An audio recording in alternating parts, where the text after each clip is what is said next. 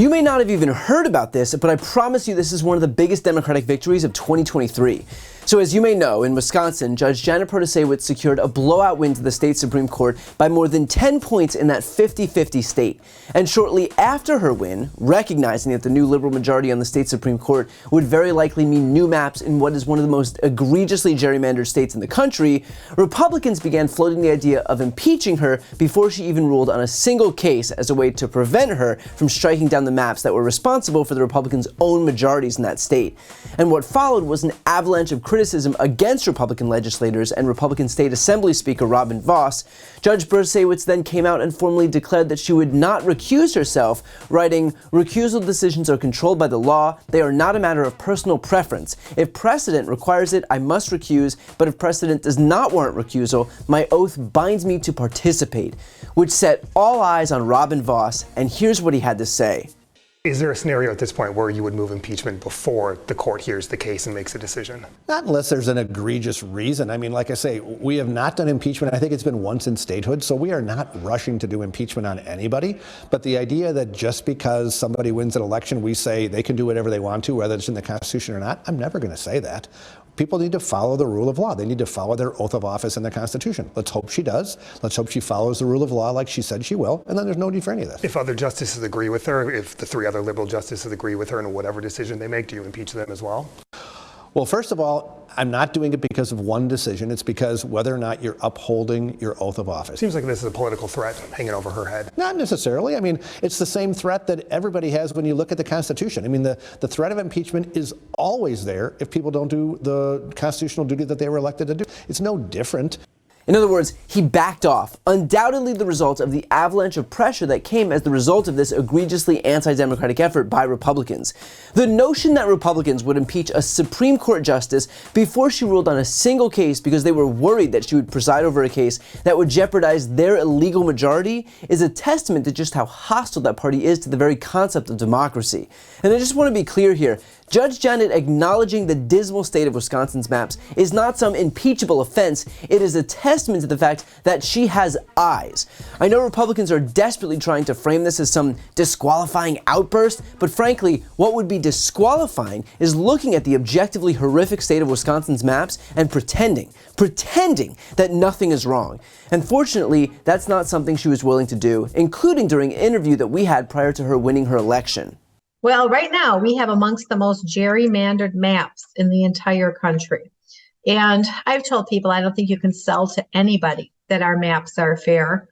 They are gerrymandered to the point that I think they would really defy reason and defy logic. So we're dealing with amongst the most gerrymandered maps you can imagine. Now, is there any likelihood of a challenge to these maps coming before the court? Like, are there any cases making their way through the courts right now? Not that I'm aware of. And so here's the situation. I think that if the court elects a new Supreme Court justice on April 4th, whose name might be Judge Janet, I would be certainly very, very open to revisiting the maps. I've got to be careful, what I say about, particular types of issues. Obviously, every decision has to be rooted in the law, and I have to be fair and impartial. But one of the main reasons I got into this race is because of the threat to our democracy, the utter threat that our very gerrymandered maps have, right, and people's ability to vote and have their vote counted. Can you give like a brief overview of the electoral situation looks like in Wisconsin right now in terms of what the breakdown of the state is versus the makeup of the legislature and the congressional delegation? Sure. So, Wisconsin's a battleground state. We have very, very close statewide elections. Our Governor Evers, won re-election by about 3%. But we elected on that same ballot a Republican United States Senator. We elected a Democrat as an Attorney General. We elected a Republican for our state treasurer.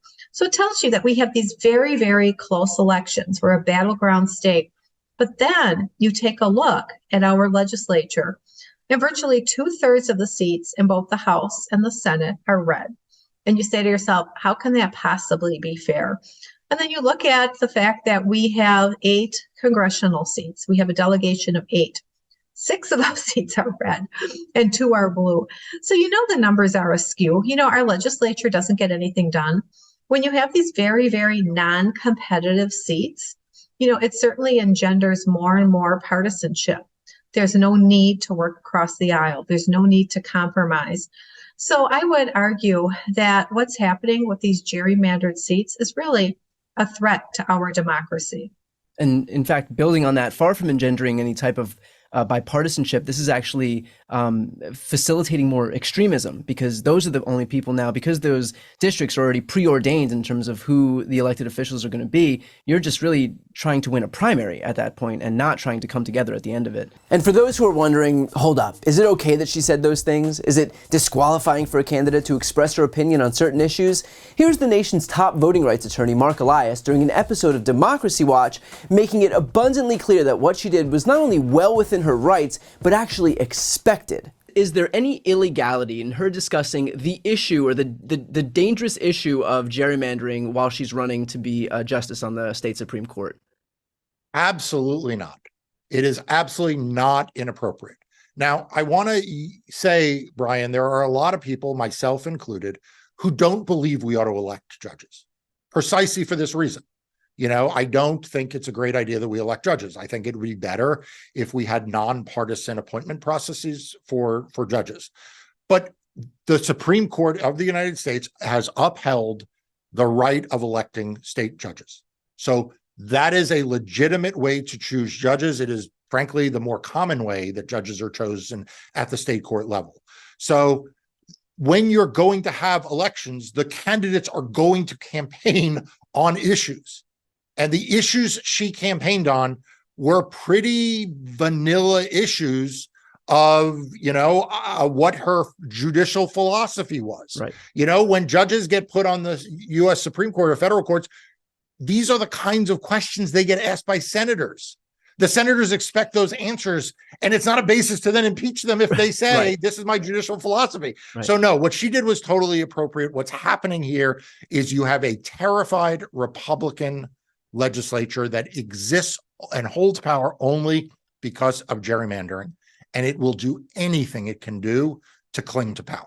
And of course, to see more episodes of Democracy Watch with Mark Elias, make sure to subscribe to this channel. But while there's no basis for an impeachment, and while it's very clear that Justice Protasewicz did nothing wrong, and while it seems that Robin Vos and Republicans have backed off for now, the GOP in Wisconsin isn't giving up willingly. According to Wisconsin Democratic Party Chair Ben Wickler, Vos is still threatening impeachment after a ruling that he doesn't like might be handed down. Ben explained, given that Vos doesn't seem to have the votes to impeach now, it's not at all clear that he'd have the votes after a Supreme Court ruling, if such a ruling comes, that puts legislators into competitive districts for the first time in more than 12 years. Maybe that's why Vos didn't promise impeachment, but merely waved it around menacingly, at the same time as he threatened to take his fight to the U.S. Supreme Court. Time will tell if this is all just an attempt to save face, but right now it's a climb down. So while the threat isn't gone, I hope everyone watching recognizes the power that all of us staying involved and engaged actually has. If we didn't all mount a massive pressure campaign against Robin Vos and Wisconsin Republicans who sought to impeach a justice for fear that she would execute the duties of her own office, then that justice may very well have been impeached by now. That's why we talk about this stuff. That's why we stay vigilant. That's why we don't just focus on politics in November once every 4 years. Democracy is a year-round undertaking, but I hope you can see that when we all commit to it, those of us on the right side of this fight will eventually win. Before you go, I need some help. Please subscribe to the channel and do your part to help grow the progressive media ecosystem. I don't do sponsorships or paid ads, I won't ask for money, but just subscribing to this channel goes a really long way, and it helps get the message out to more people. The subscribe button is right here on the screen. You can also subscribe to my Spanish language channel, which I made to reach those crucial Spanish-speaking voters. That link is on the screen too. And finally, if you want to listen to my audio podcast, you can follow that link as well. Thanks so much for watching.